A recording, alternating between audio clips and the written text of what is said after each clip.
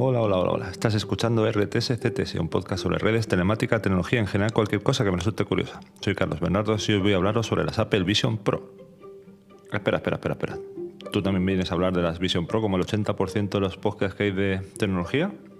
Bueno, la verdad es que sí, pero yo voy a utilizar este episodio para intentar daros una breve reflexión sobre cómo creo que pueden impactar a corto y medio plazo un dispositivo como las Vision Pro en cuanto a las redes de comunicaciones, tanto las fijas como las móviles. Bueno, voy al lío, que además he dicho que quiero ser breve. Entonces, para empezar, por si acaso hay algún despistado que no sepa lo que son las Vision Pro, las Apple Vision Pro a estas alturas de película, simplemente contaros que es un dispositivo, es una especie de casco, como unas gafas de esquiador, podríamos decir, que aunque Apple la denomina como computación espacial, lo más cercano podría ser, digamos, unas gafas de realidad aumentada o realidad mixta, si bien son gafas que son todo pantalla, es decir, tú te las pones y, bueno, yo no las he probado obviamente, pero por lo que hemos visto, pues unas gafas que tienen unas pantallas dentro, unas pantallas de 23 megapíxeles, son unas pantallas súper potentes en cuanto a resolución, además con tasas de refresco de 90 a 100 megahercios.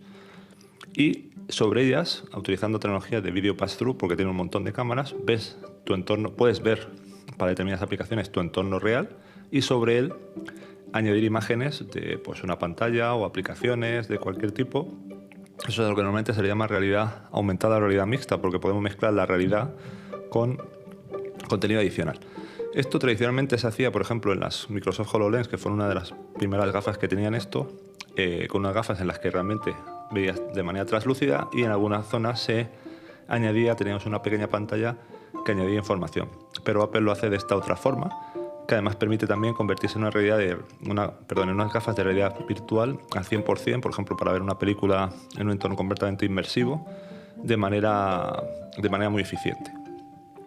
Bueno, ya os he dicho, son unas gafas con una cantidad enorme de cámaras, tanto dentro para poder ver tu ojo como fuera, para ver el entorno, con unas pantallas de resolución súper alta, 23 megapíxeles, 10 millones de píxeles y tasas de refresco muy altas.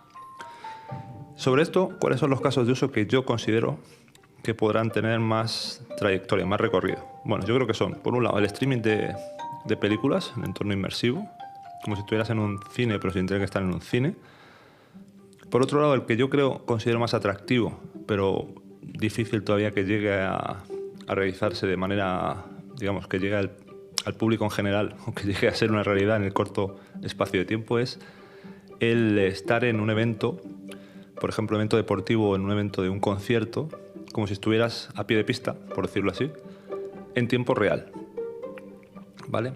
Un concierto a lo mejor lo puedes hacer en tiempo en diferido y es un poco menos difícil técnicamente de hacer, pero en tiempo real un evento deportivo, por ejemplo, estar a pie de pista en una cancha de baloncesto, algo que es una experiencia inolvidable, yo creo, pero que normalmente es muy cara. Esto puede que lo acerque en precio y lo acerque mucho a la sensación que puedes llegar a tener, pero hacer esto en tiempo real va a ser complejo, porque tienes que tener dispositivos de grabación y una capacidad de transmitir esa información a los dispositivos que yo creo que todavía no tenemos. ¿Vale? Y el otro caso de uso que creo que puede ser muy relevante es más industrial, para entornos de fabricación, por ejemplo, industria conectada o entornos de manejo remoto de maquinaria o diagnóstico. Yo creo que también ahí puede ser un entorno muy, muy atractivo, que es el entorno en el que realmente a día de hoy las gafas de realidad aumentada con características más demandantes han encontrado su nichito, su hueco de mercado.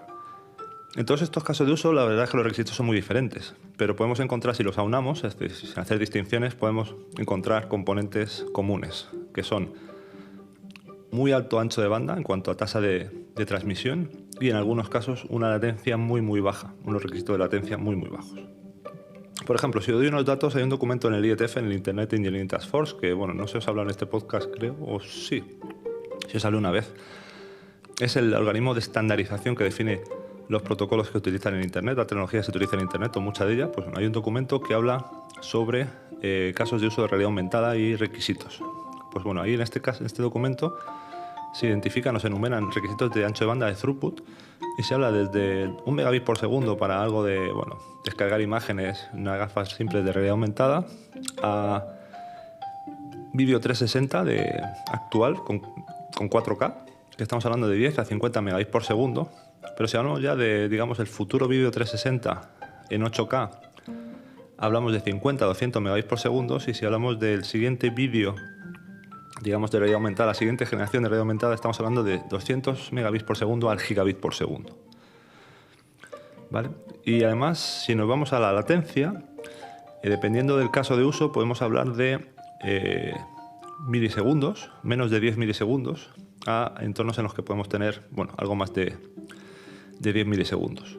Entonces estamos hablando de, como ya veis, latencias muy bajas y anchos de banda muy altos. Si nos vamos, por ejemplo, a otro documento, hay un Mobility Report de Ericsson, de hace unos años ya, en el que habla, por ejemplo, de cuánta cantidad de datos se generan si hacemos 5 minutos de streaming al mes, de algún tipo de diferentes tipos de streams. Bueno, los códecs de vídeo cambian mucho, así que estos son cifras, tomarlos como cifras de referencia, porque dependiendo del códec, pues las cosas cambian mucho.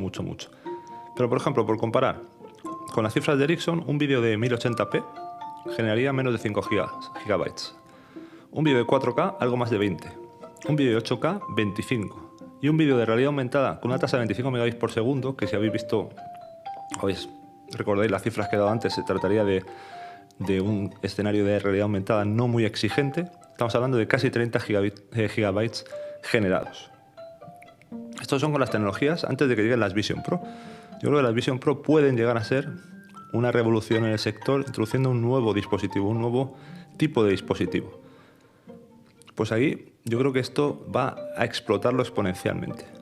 Y bueno, todo dependerá de la penetración que tenga este dispositivo y si va a ser un dispositivo que se quede en casa o que salga a la calle.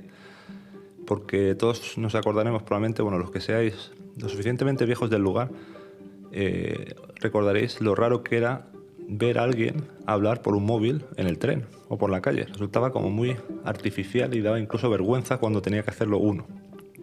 Bueno, yo creo que algo parecido puede pasar con la Vision Pro cuando evolucionen, no creo que en esta generación, cuando sea un dispositivo más portable, y cuando eso llegue a ser una realidad, yo creo que esto supondrá un caso de uso muy exigente para los operadores móviles. A día de hoy las Vision Pro solo tienen Wi-Fi 6, que da un teórico máximo de 9,6 gigabits por segundo, y que probablemente sea suficiente para los casos de uso actuales en cuanto a tasa de refresco y vídeo, pero va a ser estresante para la red que tengamos en casa, no cualquier red Wi-Fi va a soportar esto.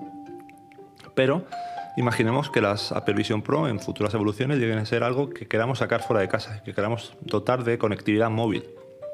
Pues habrá que ver qué supone esto para las redes de los operadores y cómo 5G o probablemente como 6G soportarán esto. Habrá que redimensionar probablemente las redes para soportar este tipo de dispositivos.